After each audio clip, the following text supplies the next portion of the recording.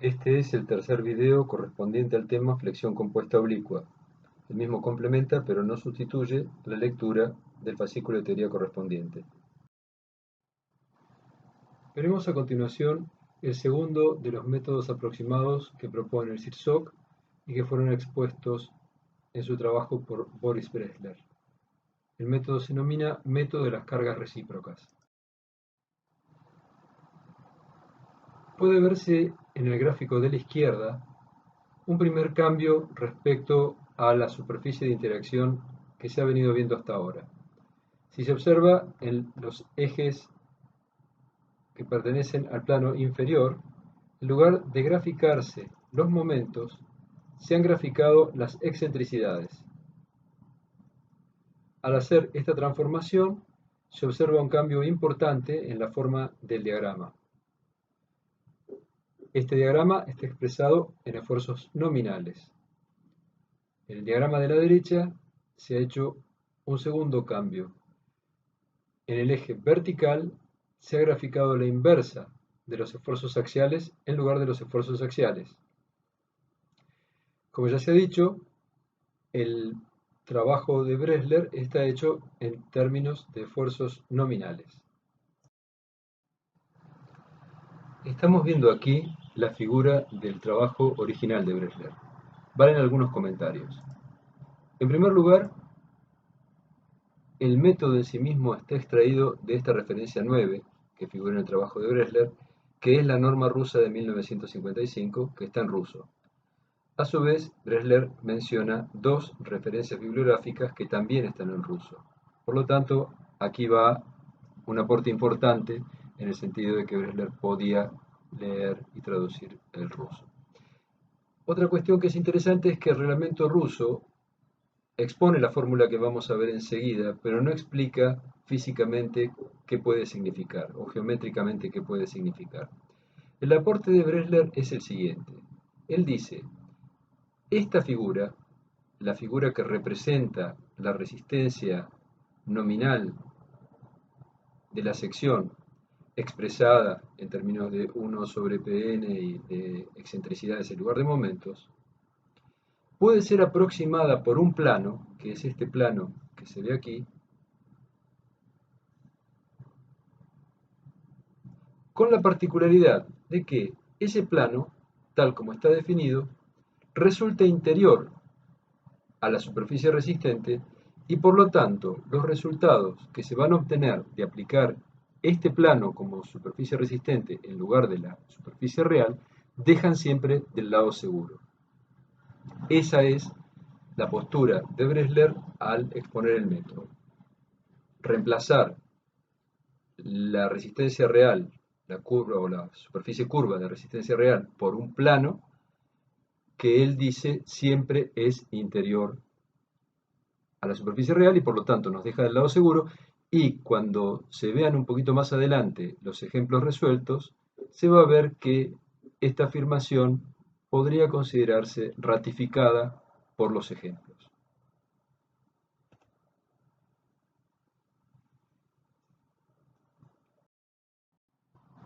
Analicemos un poco más el tema del plano. En realidad no es que la superficie esté representada por un único plano. Digamos que para cada situación de solicitaciones, es decir, para cada combinación de solicitaciones, se define un plano sobre el cual se va a trabajar. Y ese plano está definido a partir de tres puntos conocidos.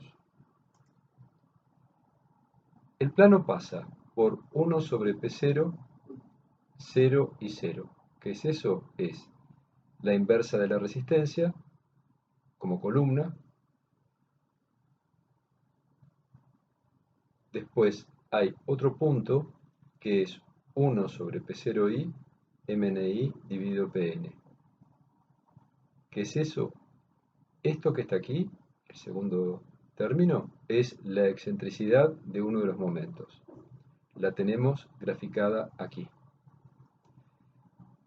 Enseguida vamos a ver de qué manera, fijada la geometría de la sección, incluyendo sus armaduras y los materiales, al tener fija una excentricidad podemos despejar el esfuerzo axil resistente, es decir, este punto, o mejor dicho, la inversa de este punto. Luego, hacemos lo propio en la otra dirección. Tenemos una excentricidad fija, vamos a ver en flexión compuesta recta, para la cuantía, para todas las condiciones dadas, cuánto resiste el esfuerzo axil, y lo vamos a graficar en este punto. Es decir, que tenemos tres puntos y una ecuación que nos permite, a partir de este plano, definir para estas dos excentricidades fijas cuál es el esfuerzo axial resistente. Pensando siempre que el real va a estar por fuera y va a ser mayor y vamos a estar del lado seguro. Esta ecuación que está aquí es la ecuación que permite obtener el esfuerzo axial sobre el plano correspondiente a dos excentricidades conocidas.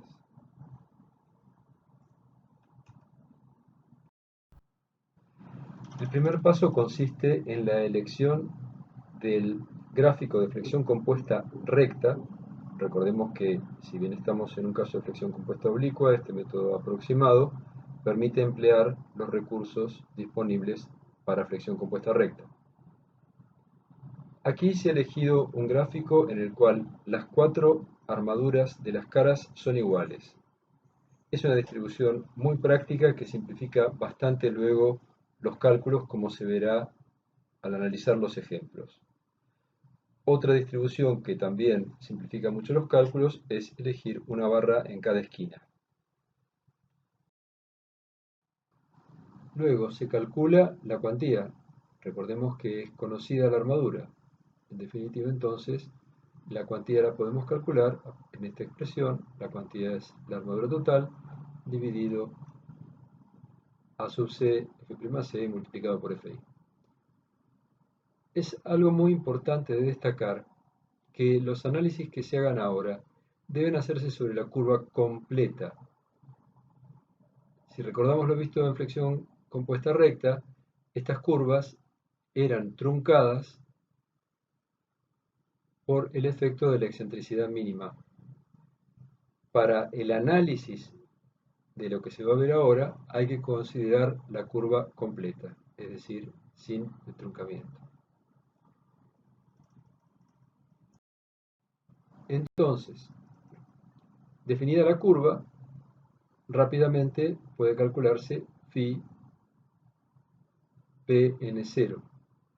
¿Qué es este punto? Bueno, recordemos que hay que utilizar las resistencias correspondientes, es decir, las nominales o las multiplicadas por phi. Pero el formato es el que estamos viendo aquí. Entonces, este punto pasa a ser un punto ya determinado. Luego, lo que se hace es fijar una de las excentricidades y leer directamente la carga axial correspondiente. Y, como paso siguiente, se fija la otra excentricidad y se lee el axial correspondiente. Quiere decir que en este momento ya contamos con los tres valores para entrar en la expresión y ver si el valor que se obtiene de phi pn es mayor, igual o menor que el phi pn objetivo. Si es mayor, se puede intentar bajar un poco la armadura hasta llegar a una proximidad a la igualdad. Si es menor, habrá que incrementar la armadura. Obviamente, lo más común será tener que iterar.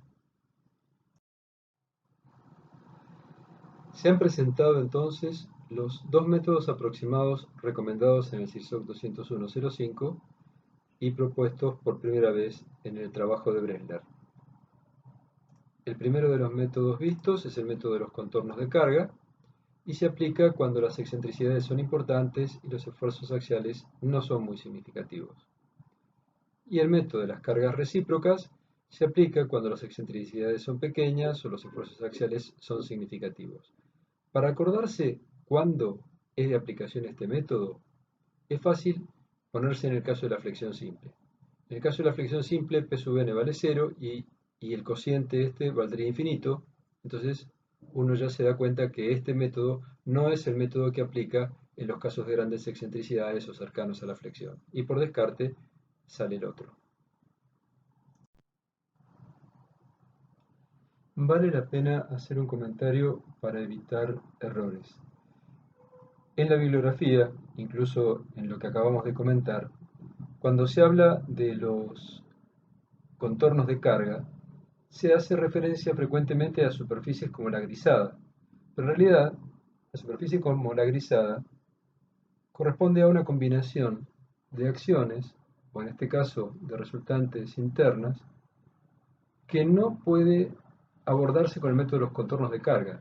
En realidad, deberían indicarse planos como estos, es decir, planos mucho más cercanos a la flexión simple, planos correspondientes a las grandes excentricidades. Simplemente un comentario aclaratorio para que no haya posibilidades de inducción-error.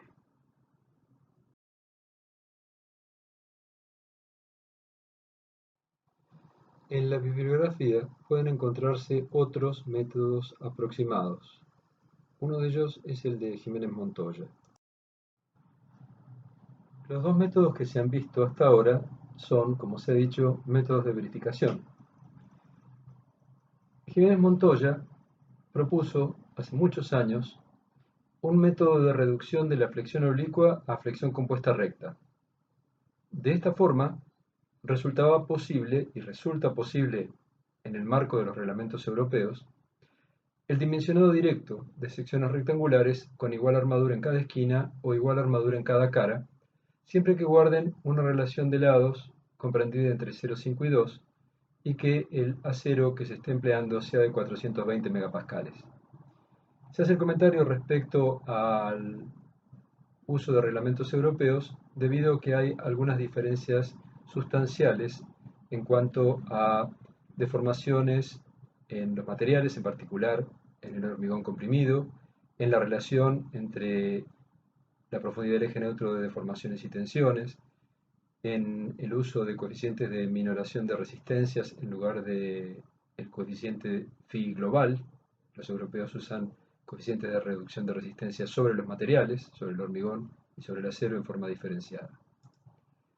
Dicho esto, el método que está citado en alguna bibliografía norteamericana como de aplicación en el marco del ACI consiste en calcular el esfuerzo axial reducido, calcular los momentos reducidos en cada dirección.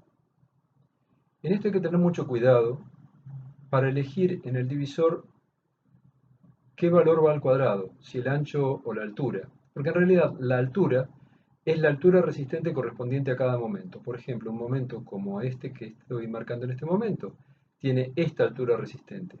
Sin embargo, este momento tiene esta altura resistente. Entonces, en el cálculo de los momentos reducidos hay que ser cuidadoso para ver cuál dimensión va elevada al cuadrado y cuál a la potencia 1. Luego se denomina M1 al mayor de los momentos reducidos y M2 el restante.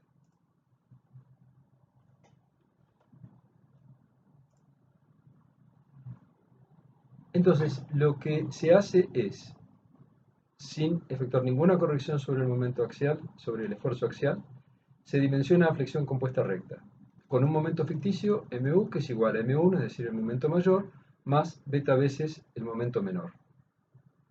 Para valores de P sub U menores a 0,4, beta tiene esta expresión. Para valores mayores tiene esta otra expresión. Y luego se calcula la armadura. Y con la armadura se calcula la cuantía. Y eventualmente, dependiendo de cuál sea el valor de la cuantía, por ejemplo, si es mayor que 0,6, beta debe incrementarse en 0,1. Y si es menor que 0,2, beta puede disminuirse en 0,1.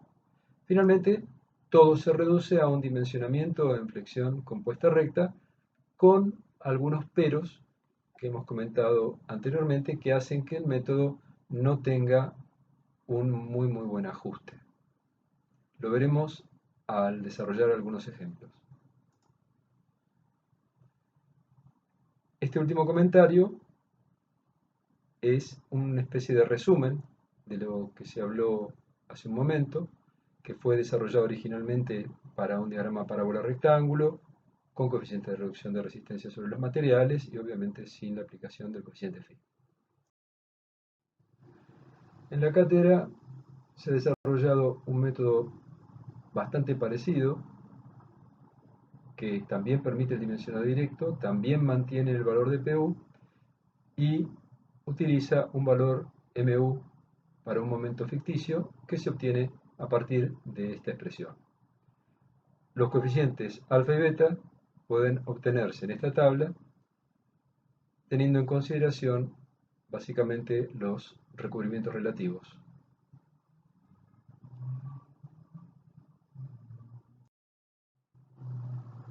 Simplemente recordar que en estos métodos aproximados hay que mantener en principio los topes de resistencia vistos al estudiar columnas. El reglamento no es muy específico al respecto, pero hay un cierto consenso general en términos de uso en mantener estas expresiones como valores límites de resistencia, considerando que están teniendo en cuenta algún tipo de excentricidad involuntaria. Pasemos ahora a otro método que también es de dimensionamiento y que no es aproximado. Es exacto en tanto y en cuanto sean válidas las hipótesis que se han empleado en el desarrollo de los abacos en roseta. El abaco en roseta en definitiva es un corte horizontal de la superficie resistente correspondiente a un determinado valor de PU y a cuantías variables. Entonces, en lugar de obtener una única curva, que es la que se obtendría aquí al cortar esta superficie, se obtiene una cantidad de curvas porque se está trabajando con cuantías variables. Estamos viendo aquí un diagrama tipo Rosetta extraído del manual del proveedor de armaduras para hormigón Gerdau. Como puede apreciarse, el diagrama está dividido en 8 octantes. Eso es porque se parte de la base de que se está analizando una sección rectangular con dos ejes de simetría y eso permite aprovechar la simetría que se obtendría en los cortes horizontales para esfuerzos axiales constantes. Aquí tenemos esfuerzo axial constante igual a 0, esto es flexión, nu es lo que veníamos denominando PU, y se observa que al ir incrementando los valores de axial, a partir de un determinado momento se cortan o se ven, se aprecian cada vez menos curvas, con lo cual se pierde bastante precisión cuando los axiales son altos. Por ese motivo vamos a ver que se han desarrollado otros gráficos que permiten obviar este problema.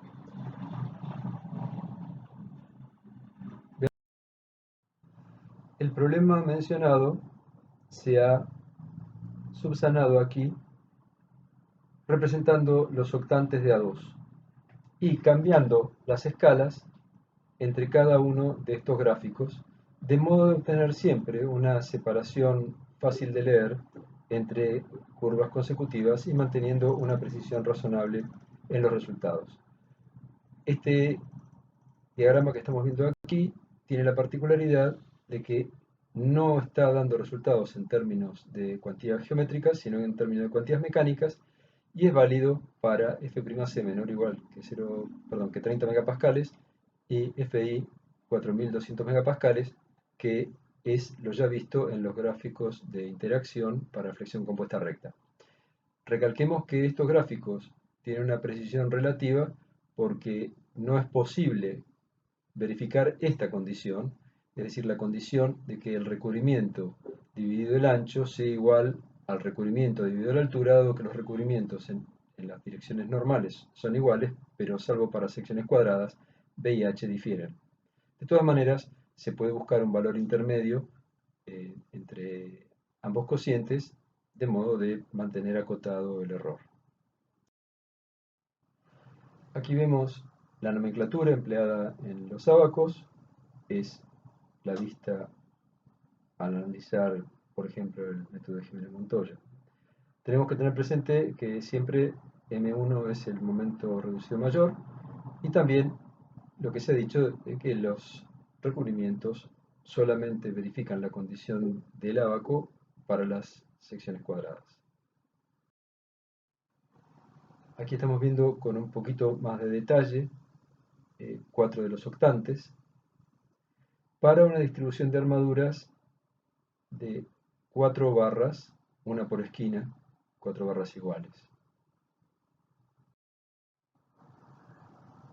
Las curvas en puntos que estamos viendo en alguno de los diagramas, por ejemplo esta que está aquí, esta que está aquí, esta que está aquí, que son curvas que aparecen para las compresiones más grandes, corresponden a la condición de excentricidad mínima que hemos adoptado al emplear las expresiones de axil máximo que habían sido desarrolladas originalmente para columnas. Uno podría haber omitido curvas para cuantías menores, pero eso podría haber dado lugar a confusión.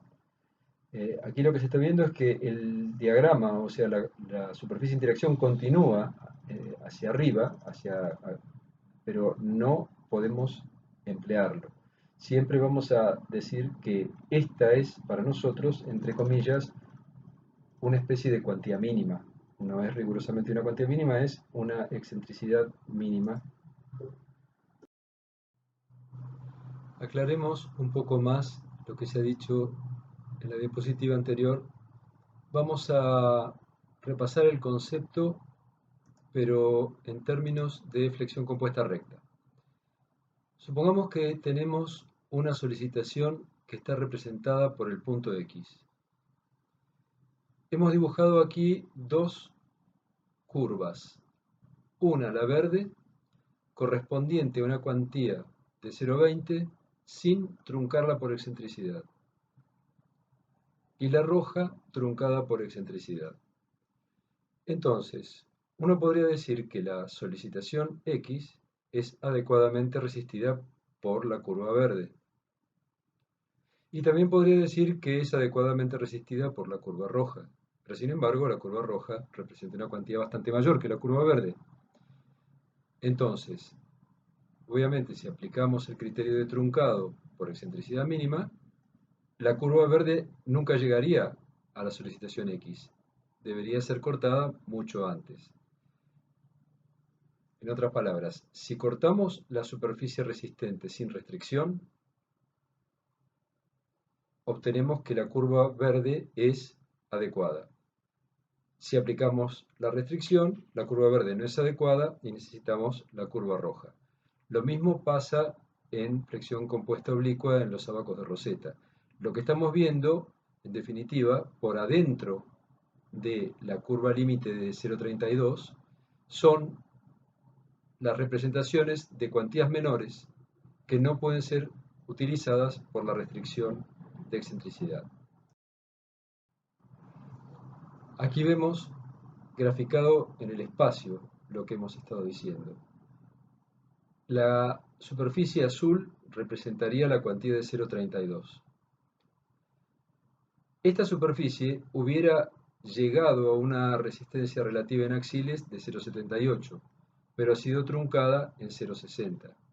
Y es lo que estamos viendo entonces en el gráfico de Rosetta que estoy marcando en este momento.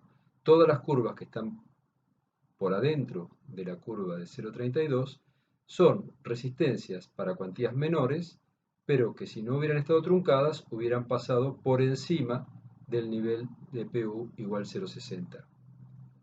Entonces, si bien en la realidad las resistencias pasan por allí, el requisito de excentricidad mínima hace que queden truncadas por debajo del nivel 0,60 y no puedan ser empleadas como resistencias posibles.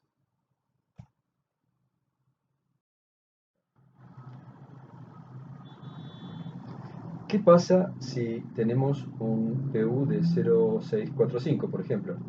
Es decir, no es ni 0,6 ni 0,8. Bueno, tendremos que interpolar resultados entre 0,6 y 0,8.